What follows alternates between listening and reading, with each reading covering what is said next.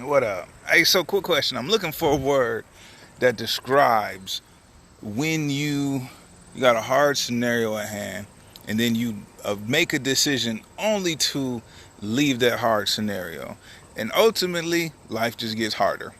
Don't know if the word exists. A homeboy told me, let's make it up. Hoopa stankonia. That's the word. Maybe. I don't know what it is. We're just gonna make it up if we can't find it. But the reason I ask is because you ever been at a job, you hate the job, most likely you young, but you hate the job, hate your manager, hate your boss, they don't pay you enough, they overwork you, and ultimately you end up leaving that job for some other little part-time side gig or whatever, and it ends up being worse, and then you realize the grass ain't greener on the other side. Usually the grass that is greener is poisoned, you know? And so I was just thinking about this today, like Tupac was in prison for who knows how long, and he was in Clinton Correctional Facility, like Bill Clinton and his wife, and it was designed to break people down. It was designed to destroy people. And so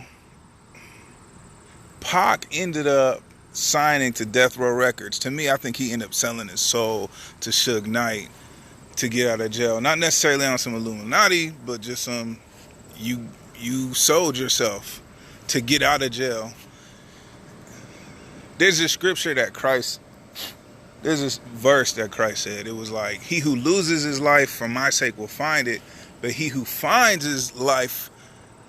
loses his life for my sake will find it, but he who finds his life, like apart from me, will ultimately lose it. I wonder if there's hard scenarios and hard situations that we make decisions only to avoid, like immaturely avoid, and buy into something that is ended ultimately more corrupt than what we were trying to avoid.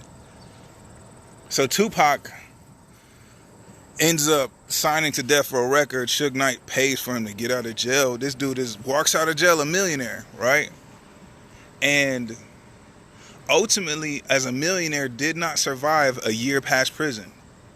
A lot of people don't know that, but Tupac didn't even live past 1 year. He died. Got out of jail October 1995, died September 1996. And I kind of look at this, now mind you, I'm removed from this whole election and Donald Trump thing and Biden. Like, I just watch the circus. I don't necessarily buy tickets to it.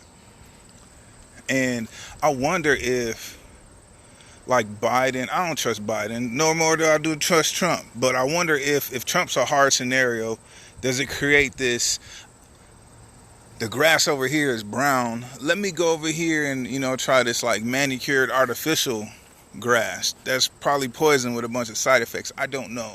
I feel like Kamala Harris is most likely a house Negro and a vote grab for him anyway. Like, do they really care? I don't know. But I wonder if, given Trump is just hard ass, yeah, it's a hard sell, right? If Biden and Kamala are just a worse scenario, and ultimately, I wonder if it's really just a trap of buying into something that looks better, and the only reason it looks better is because we just in a hard scenario. Now, mind you, black people throughout history, we have had trash presidents anyway. Like, I feel like at this point in time, we just expect Barack Obama back. Like, we don't realize how long it took to get a Obama, who really didn't do much anyway. I said it.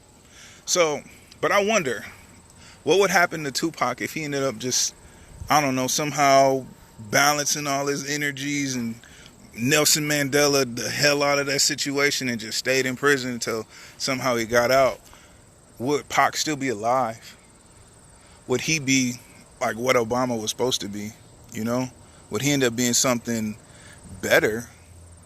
And I think ultimately when he sold his soul out of prison, that it really escalated him dying quicker.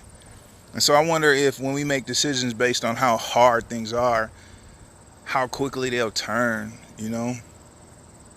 It's just food for thought. Think about it. I don't know. If you find out what the word is, let me know. Good luck voting for whoever you choose as your president. I don't care.